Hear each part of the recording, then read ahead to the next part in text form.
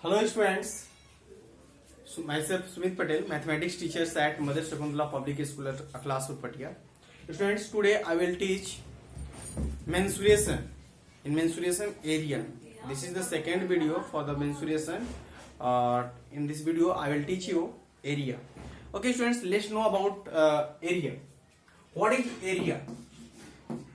What is area? Firstly, to know, you have to know area. What is area? Area means क्षेत्रफल. क्षेत्रफल means what? It means you can say the magnitude of the region. The magnitude of the region occupied by any polygon. Yeah, any say. You can say that is area.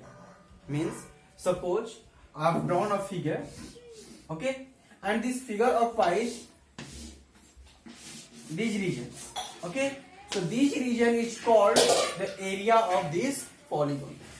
And suppose I have drawn a circle, and this circle occupies this space. So this space is called polygon area.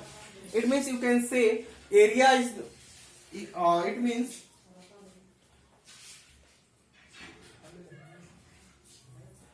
It means you can say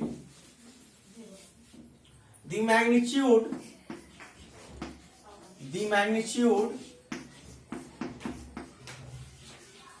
of region, the magnitude of a region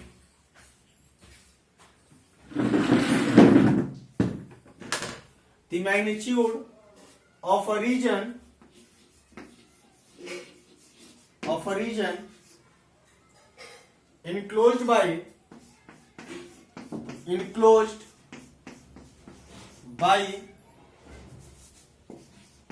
any polygon.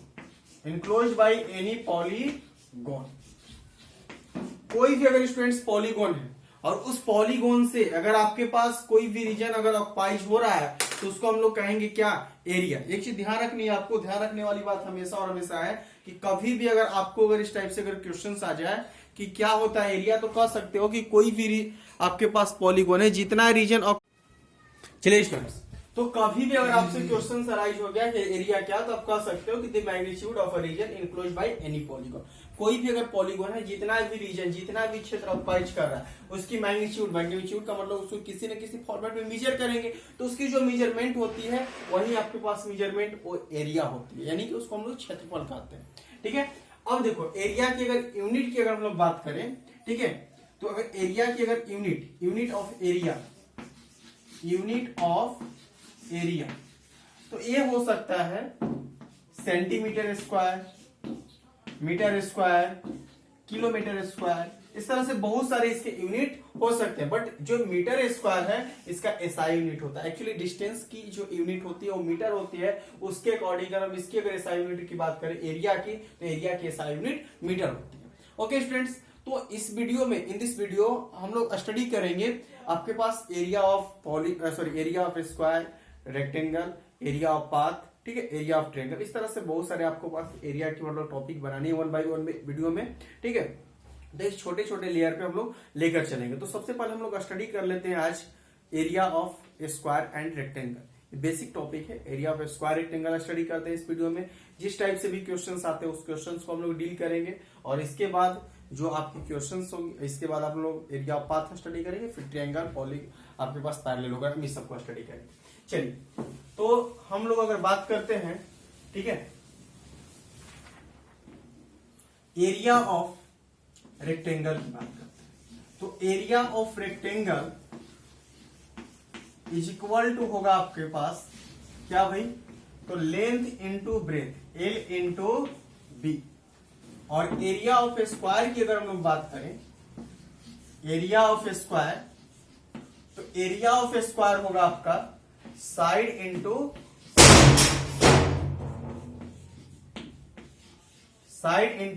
Side. और इसके लिए एक और formula होता है area of square का, 1/2 into diagonal square.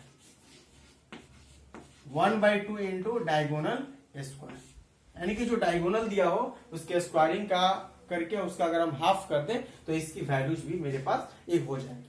तो basic इसमें लेते हैं, फिर आपके पास डिफिकल्ट में चलते हैं. जैसे क्वेश्चन हो गया, find the area. Find the area of a rectangle, find the area of a rectangle whose length is equal to 10 metre and breadth is equal to 7 metre. तो सिंपल स्टूडेंट्स डायरेक्ट हम लोग लिख सकते हैं area, area is equal to क्या, तो length into breadth, area of rectangle पूछ रहा है तो लेंथ इंटू ब्रेथ, यानी कि 10 मीटर इंटू 7 मीटर, वैल्यू मिल जाएगी स्टूडेंट्स आपको 70 मीटर स्क्वायर। ठीक है। अगर इसी तरह अगर आपके पास स्क्वायर का दे दिया साइड, ठीक है, स्क्वायर की साइड दे दिया और हमें उसकी एरिया निकालनी, जिससे आपके पास area of, find the area of square which length is equal to 10 metre and breadth is equal to 7 metre. तो आपके पास लेंथ ब्रेथ तो होता नहीं है, इसमें मैं दो क्वेश्चन अराइज कर देता हूं। फर्स्ट वन क्वेश्चन आपके पास हो गया side is equal to 5 centimetre, और सेकेंड वन क्वेश्चन हमने अराइज कर दिया diagonal is equal to 20 metre. ठीक है, चलिए मैं दो क्वेश्चन अराइज कर। तो पहले क्वेश्चन के अगर अकॉर्डिंग चले तो एरिया इज इक्वल टू क्या होता है, area of square is equal to, तो एरिया ऑफ स्क्वायर होता है students side into side, side into side. तो साइड आपके पास कितना है भाई, तो 5 centimetre into 5 centimetre is equal to हो जाएगा आपके पास 25 सेंटीमीटर स्क्वायर। ठीक है, तो इस तरह से निकाल लेंगे।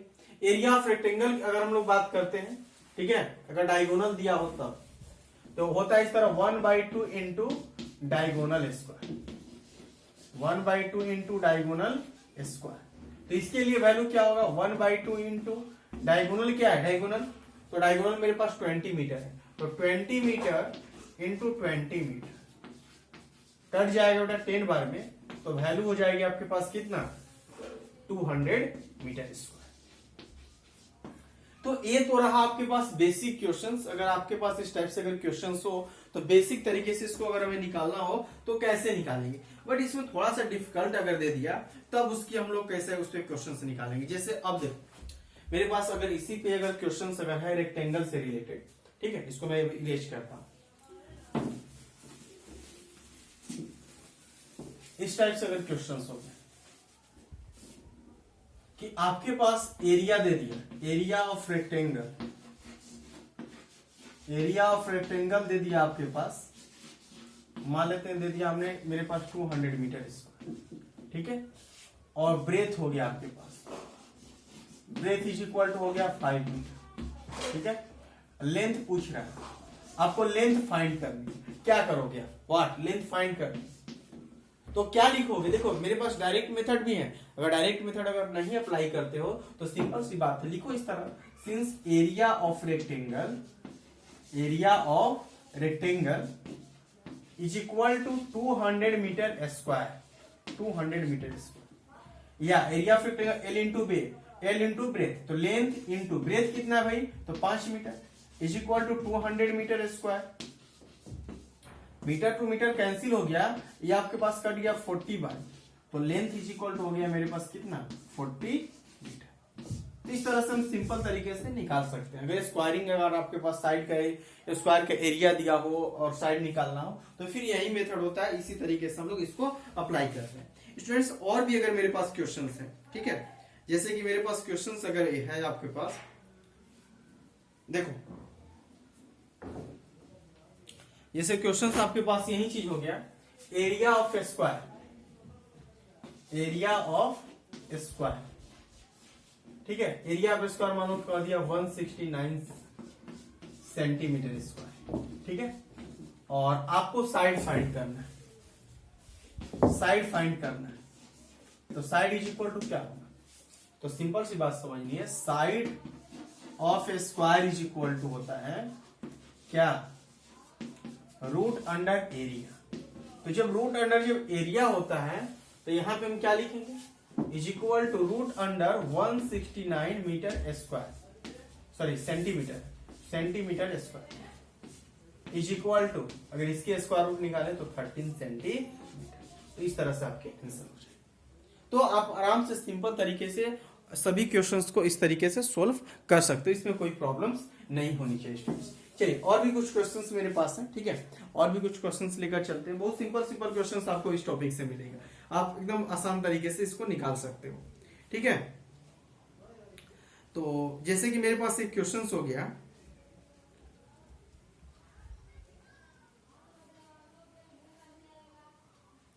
देखिए एक क्वेश्चंस हो गया कि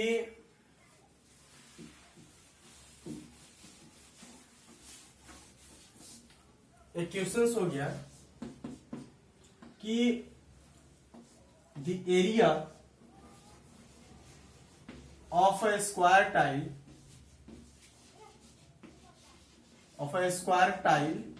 स्क्वायर टाइल्स होता है, ठीक है, इज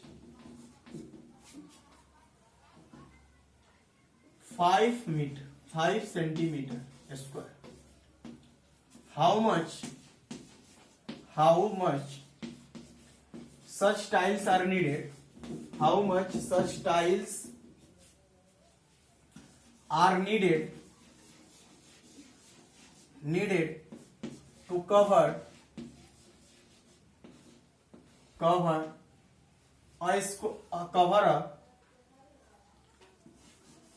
rectangular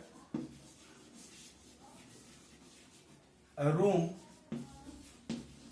of length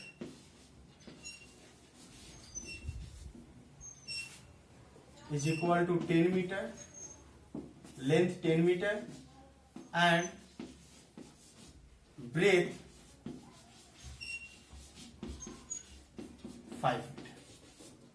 चलिए क्वेश्चन हो गया मेरे पास कि आपके पास एक क्वेश्चन हो गया कि एक स्क्वायर टाइल्स है, ठीक है, उसकी एरिया दे दिया 5 सेंटीमीटर स्क्वायर और कहा है कि इस तरह से कितने टाइल्स की जरूरत होगी। आपके पास एक रेक्टेंगुलर रूम है, रूम का लेंथ दे दिया 10 मीटर और ब्रेथ दे दिया 5 मीटर। इस तरह के आपके पास डायमेंशन का अगर रूम रहेगा तो उसमें उसको कवर करने के लिए कितने टाइल्स की जरूरत होगी।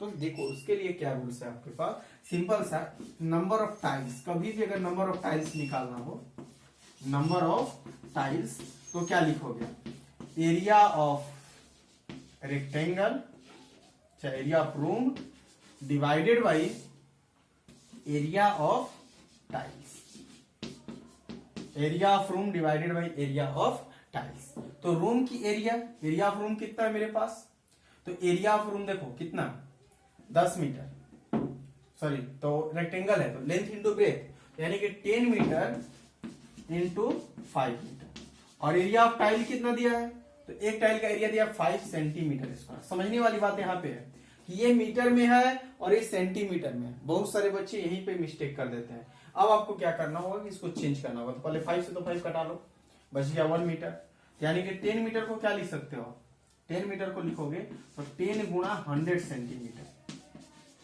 इंटू 1 मीटर को 100 सेंटीमीटर और डिवाइडेड बाई बचा था यहाँ पे 1 सेंटीमीटर स्क्वायर।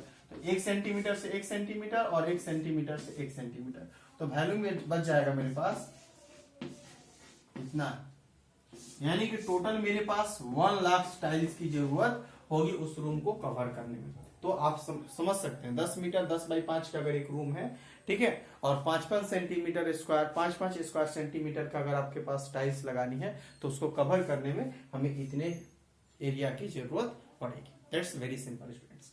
ओके, तो इस टाइप से अगर आपको क्वेश्चंस मिले तो आप सिंपल तरीके से इस टोटल क्वेश्चंस को निकाल सकते हो। थोड़ा सा कुछ और भी डिफिकल्ट क्वेश्चंस लेकर चलते हैं, ठीक है। तो जैसे कि मेरे पास एक क्वेश्चंस हो गया,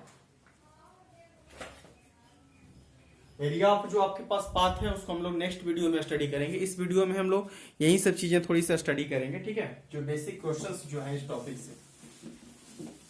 चलिए इस क्वेश्चंस में अब आपको मिलेगा नेक्स्ट जो क्वेश्चंस होगा वो इस तरह से है कि आपको पेरीमीटर दे दिया, पेरीमीटर इज इक्वल टू 320, इसमें हम मान लो कि कितना लिख लें,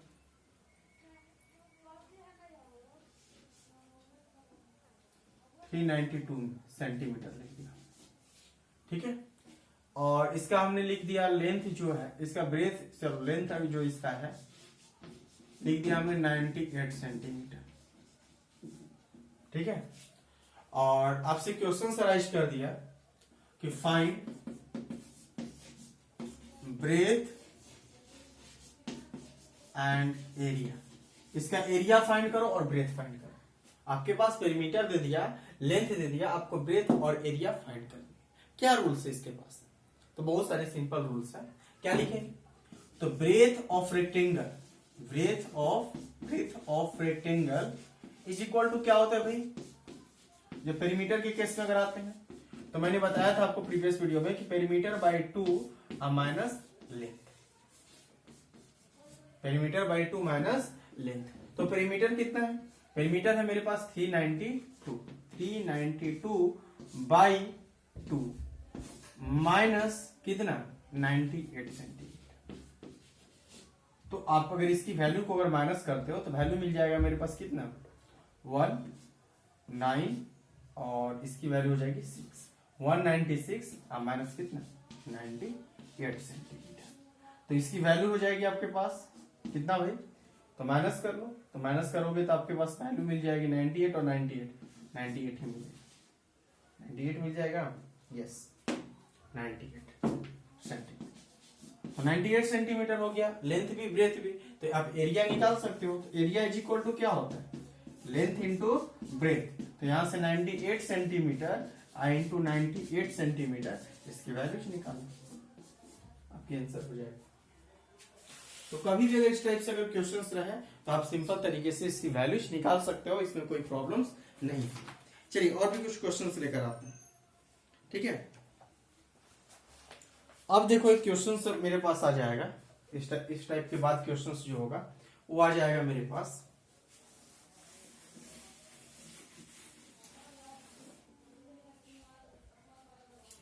लेंथ और ब्रेथ का रेशियो, L रेशियो B दे दिया मेरे पास 5 रेशियो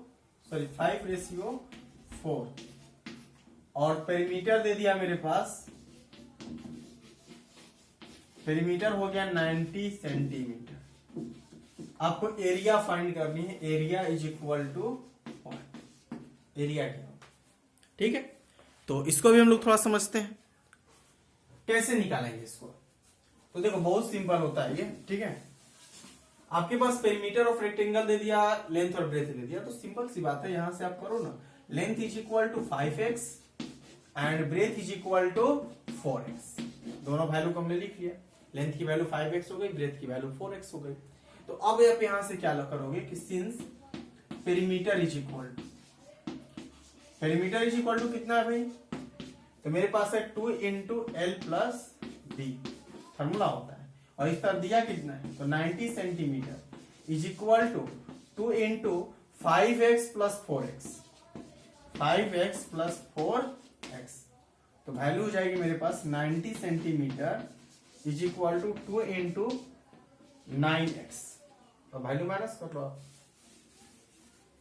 9 से 10 बार में और 2 से 5 बार में, यानी कि x is equal to 5 centimetre. तो जब x की वैल्यू 5 सेंटीमीटर हो गई स्टूडेंट्स, तो अब आप आगे की जो वैल्यूज है, क्या वैल्यूज है आपको, लेंथ इज इक्वल टू हो जाएगी 5x, यानी कि 5 into 5 is equal to 25 centimetre. Breadth is equal to क्या होगा मेरे पास, तो ब्रेथ है 4x, 4 into 5 is equal to 20 centimetre. और जब दोनों वैल्यूज हो गए तो आप यहां से एरिया निकाल सकते हो, एरिया इज इक्वल टू क्या, तो L इंटू बी। लेंथ मेरे पास कितना है 25 और ब्रेथ कितना है 20 सेंटीमीटर स्क्वायर, वैल्यू निकाल दो 500 सेंटीमीटर स्क्वायर। तो इस तरीके से अगर कोई भी अगर वैल्यूज है स्टूडेंट्स, तो आप सिंपल तरीके से इसकी वैल्यूज निकाल सकते हो, दैट्स नॉट मैटर। ओके, तो आप टोटल जो भी टर्म्स है इसको निकालेंगे। नेक्स्ट वीडियो में हम लोग कल, आपके पास जो आज जो भी टास्क है आप इसको कंप्लीट करेंगे, कल के वीडियो में आपको मिलेगा फिर एरिया ऑफ पाथ। तो जब एरिया ऑफ पाथ मिल जाएगा तो उसको हम लोग स्टडी कर लेंगे। उस टाइप से अच्छा खासा क्वेश्चन है, तीनों क्लास में, स्टैंडर्ड 6, 7 और 8 तीनों में है, ठीक है। तो जो जूनियर सेक्शन स्टूडेंट है कोशिश करेंगे सीनियर सेक्शन की बुक अगर अवेलेबल है आपके पास तो बनाने के लिए, अगर नहीं भी है तो आप ऐसा करिए कि आपके पास जो बुक है उसमें पीछे ब्लू रैप पब्लिकेशन का एप्स है, ठीक है, उसको आप डाउनलोड कर लेंगे और उसमें आप क्या होगा कि जो भी बुक्स है वो बुक्स मिल जाएंगे, ठीक है, बुक से आप क्वेश्चंस बना सकते हो किसी भी क्लास का निकाल कर, तो उसको कोशिश करेंगे बनाने के लिए। ठीक है, और बनाने के बाद फिर हम लोग नेक्स्ट वीडियो में एरिया ऑफ पाथ, उसके बाद ट्रायंगल, फिर उसके बाद स्टडी करेंगे रोम्बस, पैरेललोग्राम, ठीक है, ट्रेपीजियम, हीरोन्स फार्मूला, इस तरह से बहुत सारे जो भी टॉपिक्स हैं हम कोशिश करेंगे कि जो भी टॉपिक्स आपको पढ़ने हैं, चाहे वो जूनियर सेक्शन हो या सीनियर सेक्शन, सभी के सभी स्टडी कर ले। ठीक है, जो भी क्लास के हैं। Okay students, thank you.